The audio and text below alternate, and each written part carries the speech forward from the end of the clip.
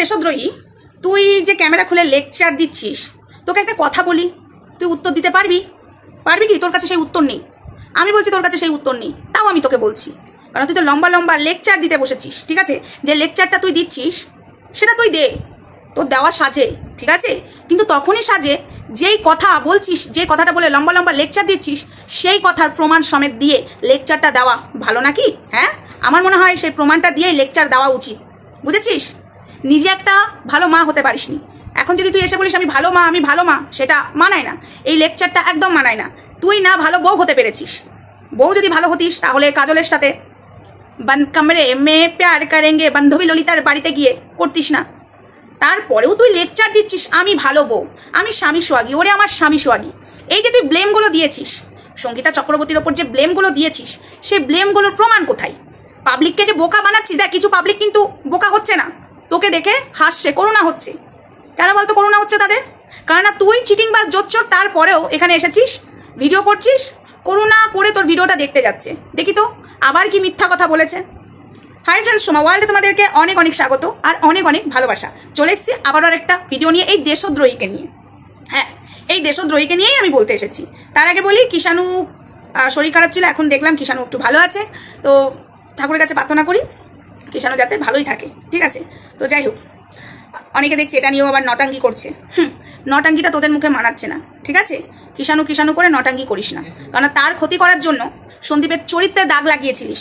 তার মা তো ওকে ছেড়ে মানে চলেই গেছে, তারপরেও তার বাবাকেও নোংরা নোংরা কথা বলতে ছাড়িসনি, তারা আবার কিষাণুর ভালো কামনা করছে। ভাগ এখান থেকে। তো যাই হোক, এবার আসি দেশদ্রোহীকে, যেটা বলছিলাম।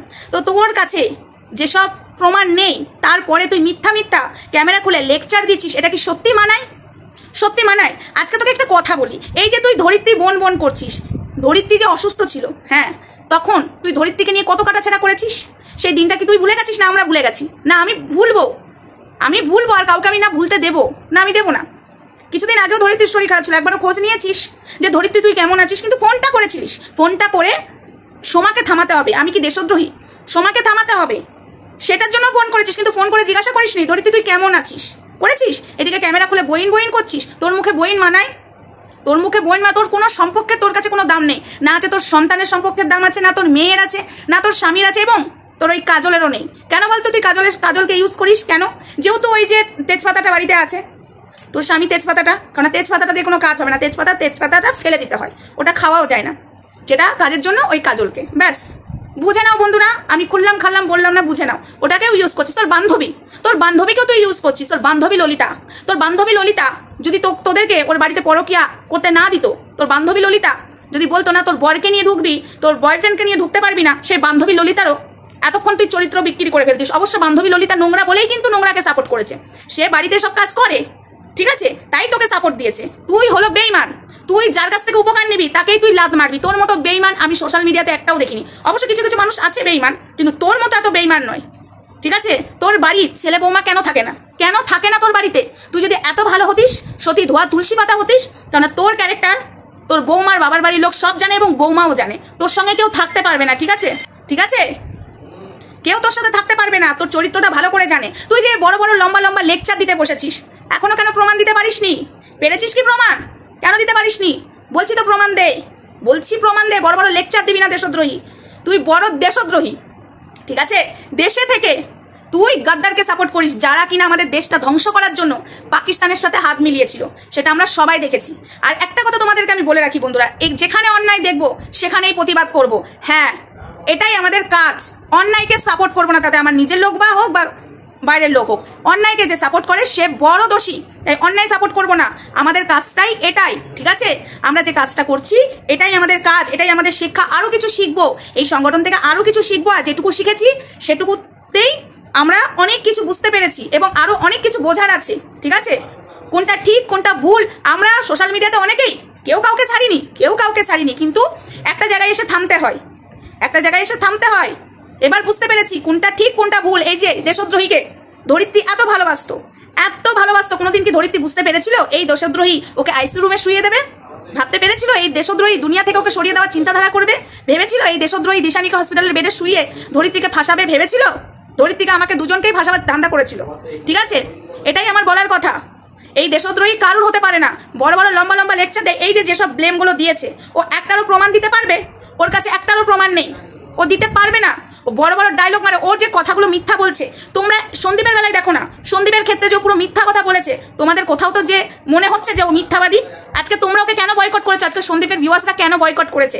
এই মিথ্যাবাদী দিদি সে যে ভাই ভাই করে ভাইরই পেছনে বাস দেওয়ার জন্য উঠে পড়ে লেগেছে।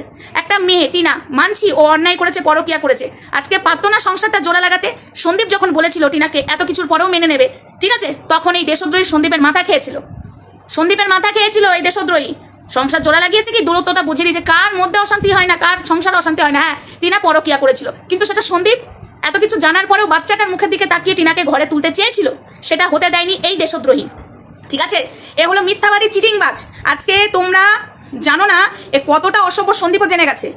তারাপীঠে গেছে, কাজল লতাকে সঙ্গে নিয়ে গেছে, অনেক কিছু ভিডিও ফুটেজ আছে, তাই তুই সাবধানে থাকিস। ঠিক আছে, যেসব কথাগুলো বলেছি অনেক কিছু সন্দীপ চাইলে তোর বোল খুলে দিতে পারে। আর তুই বোল খুলবি কেন? পাতা উল্টাবি, উল্টানোর আগেই তোর পাতা বন্ধ হয়ে যাবে, তুই তো বানিয়ে বানিয়ে পাতা উল্টাবি। এই যে তুই সন্দীপের নামে যে ব্লেমগুলো দিয়েছিলিস সোশ্যাল মিডিয়াতে, আজ অব্দি প্রুফ করতে পেরেছিস না? তোর কাছে প্রুফ আছে, কারণ তোর কাছে প্রুফ নেই। তুই সন্দীপকে বেঁচে খেতে বসেছিলিস, যেভাবে টিনাকে হাতা খুন্তি নিয়ে যাচ্ছে তাই করেছিলিস, সেইভাবেই সন্দীপকে করতে চেয়েছিলিস, কিন্তু পারলি না, যেহেতু সঙ্গীতা চক্রবর্তীর জন্য পারলি না। ঠিক আছে, তুই সন্দীপের অনেক বড় ক্ষতি করে দিয়েছিস। তুই বাচ্চাটাকে কোনোদিন ভালোবাসিস নি, তুই নিজে বাচ্চাটার মুখ বেঁচে বেঁচে খেয়েছিস, আবার সন্দীপের দিকে আঙুল তুলিস। তোমরা সবাই দেখেছো সন্দীপের চরিত্রে যে যে দাগগুলো লাগিয়েছে, আজ অব্দি প্রমাণ দিতে পেরেছে। এখানেই বুঝে নাও ও এই সংগঠনের নামে যে যে দাগগুলো লাগাচ্ছে, ঠিক আছে, বাজে বাজে কথা বলছে সঙ্গীতা চক্রবর্তীর নামে, মানে দিদিভাইয়ের নামে যেসব বাজে কথাগুলো বলছে, সবটাই যে মিথ্যা সেটা এখানেই বুঝে নাও, যেটা কিনা সন্দীপের বেলায় করেছিল। সন্দীপের বেলায় একটা প্রমাণও দিতে পারেনি, আজও দিতে পারেনি। বড় বড় ডায়লগ, ও শুধু ভিউজ আর টাকা ছাড়া কিচ্ছু চেনে না। এ হলো নোংরা মহিলা। না হলে লালবাগে যাচ্ছে কাজলের সাথে, আর স্বামীকে বলছে আমি ধরিত্রীর বাড়ি যাচ্ছি, এদিকে বলছে আমি চিলি চ্যাটার্জির বাড়িতে যাচ্ছি, কিন্তু আদৌ তাদের বাড়িতে যাই না। তুই প্রেম করবি লোকের বাড়ির নাম করে, কতটা মিথ্যাবাদী নোংরা, এতটা চরিত্রবান মহিলা, সে আবার অন ক্যামেরায় এসে বলে আমি বেশ করেছি, প্রেম করেছি, আমি তো একটা করি। তুই কেন করবি? তুই কেন করবি এই বয়সে এসে? তোর করাটা কি সাজে? তোর ছেলে বৌমার উপরে তুই এমন অত্যাচার করেছিস, ছেলে বৌমা শুদ্ধ থাকে না তোর বাড়িতে। তুই বড় বড় কথা কি বলতে আসিস? অন্যের দিকে আঙুল তুলিস, অন্য শ্বশুর শাশুড়িকে নিয়ে কথা বলিস, মন্দিরা শ্বশুর শাশুড়িকে নিয়ে তুই কথা বলিস নি মাঝে মাঝে? তোর তো সাজে না শ্বশুর শাশুড়িকে নিয়ে কথা বলতে। তুই তো একটা নিজের শাশুড়ি হয়েছিস, তুই কি করেছিস তোর বৌমার সাথে সেটা একবার দেখ। একটা লিমিট থাকে, বুঝেছিস? যে কথাগুলো বলেছিস একদম প্রমাণ নিয়ে বসবি, তারপরে মুখটা দেখাবি। তুই হলো মিথ্যাবাদী চিটিংবাজ জোচ্চোর। স্বামী অসুস্থ, স্বামী হসপিটালের বেডে শুয়ে, আর তুমি বান্ধবী ললিতার বাড়িতে বান কামড়ে প্রেয়ার করছো কাজলের সাথে। লজ্জা লাগে না? তার মুখে আবার বড় বড় কথা, আমার শীতের সিঁদুর। সোয়াব দেখাতে বসেছো তুমি এখানে, স্বামী সোয়াব। সাথে তোর স্বামী গালাগালি করে, তোর সাথে তুই যখন ভিডিও কল করতিস তোর স্বামী সাথে গালাগালি করতো, তুই রান্নাঘরে দরজা লাগিয়ে খেতিস রাতে। তোর দিনগুলো সব ভুলে গেছিস? হ্যাঁ, এখন তুই যেসব কথাগুলো বলছিস একবার ভেবে দেখ তো। পরকাল বলে কিছু আছে, ভগবানের ওপরে যেতে হবে, বিচার হবে তোর। তুই যেসব কাজগুলো করছিস না, বিচার তো তোর হবেই। ঠিক আছে, মানুষের নামে মিথ্যা কথা বলে তুই ভাবছিস ভিউজ কামাবি, কিন্তু তুই প্রমাণ দিতে না পারলে, আজকে মিথ্যা কথা বললি, কালকে মিথ্যা কথা বললি, পরশু মিথ্যা কথা বললি, একদিন না একদিন সেই ভিউয়ার্সরা বুঝতেই পারবে তুই হলো মিথ্যাবাদী চিটিংবাজ। কত এলো আর কত গেল আর কত আসবে আমরা দেখলাম, তার নাই ঠিক। কত মানুষ তো মিথ্যা কথা বলে যে আমার নামে কত মানুষ মিথ্যা কথা বলেছিল, কত মানুষ মিথ্যা কথা বলেছিল, একটাকেও ছাড়িনি কিন্তু। ঠিক আছে, কিন্তু আজকে তাদের চ্যানেল আছে, কিন্তু তাদের দেখা যায় না, কারণ তারা মিথ্যা কথা বলেছিল আমার নামে, আমার পরিবারের নামে। ঠিক আছে, আজকে ভগবান তাদের বিচার করেছে। দেখেছিস টিকটিকি আমাকে কত বাজে, তোকেও বলেছে, তোকে তো ঠ্যাং চিড়ে তুলে আনার কথা বলেছিল। এবং ওই যে 49-এর পাল্লায় পড়ে টাকার লোভ দেখিয়ে ওই টিকটিকি, মার্কেটে তো আজকে টিকটিকিকে কেউ চিনতো না, আমাকে দিদি দিদি করে আজকে সোশ্যাল মিডিয়াও টাকার দরকার, পড়াশোনার দরকার বলে আজকে ওর পরিচিতি করেছিলাম, আমি করেছিলাম, আমি বলছি না করে, কিন্তু লাস্টে ও আমার সাথে বেইমানি করেছে। আজকে বেইমানি যারা যারা আমার সাথে করেছে, আজকে তাদের অবস্থা দেখ, অস্তিত্বই নেই সোশ্যাল মিডিয়াতে, অস্তিত্বই নেই। দেখেছিস? এটাই হলো বাস্তব কথা, যে নেংটি টেংটিগুলো কাপড় খুলে সোশ্যাল মিডিয়াতে নোংরামো করবে, আর ধরিত্রীরা আমার নাম নিত, আজকে তাদের অস্তিত্বই নেই। মিথ্যা যে বলে তার অস্তিত্ব থাকে না বেশি দিন, ভগবান তার সাজা দেয়। আমার পরিবারকে নিয়ে, আমাকে নিয়ে, আমার সন্তানকে নিয়ে বাজে বাজে কথা বলেছিল, আজকে তাদের অস্তিত্ব নেই, সোশ্যাল মিডিয়াতে অস্তিত্ব নেই, তাই তোর অস্তিত্ব থাকবে না। আমি একদিন মানে এই কথাটা বলে গেলাম, একদিন না একদিন হবেই, এটা মিলিয়ে নিস দেশদ্রোহী, তোর একদিন অস্তিত্ব থাকবে না। আর মানুষ ঠিক চিনতে পারবে, মানুষ তোর কথা বেশি দিন হজম করতে পারবে না। আজকে সন্দীপের ভিউয়ার্সরা দেখ ঠিক চিনে গেছে তুই মিথ্যা কথা বলেছিস। সন্দীপ নোংরাই নয়, সন্দীপ তার বাচ্চা নিয়ে, তার মা বাবা নিয়ে, পরিবার নিয়ে ঠিক ব্যস্ত আছে, কিন্তু সন্দীপের গায়ে কাদা লাগাবার জন্য উঠে পড়ে লেগে থাকে। আর সন্দীপ যদি প্রেম করেই থাকে তোকে বলে করবে।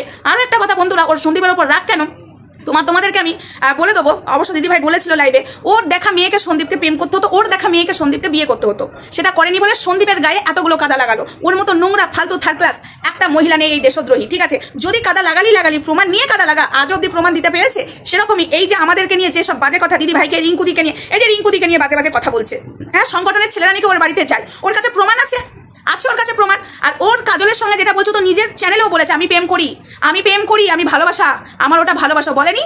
ওর বলা কথাগুলোই তো বলছি, এস্টার কথা তো বলছি না। ও যেসব বাজে কথাগুলো বলেছে একটাও প্রমাণ দিতে পারবে না।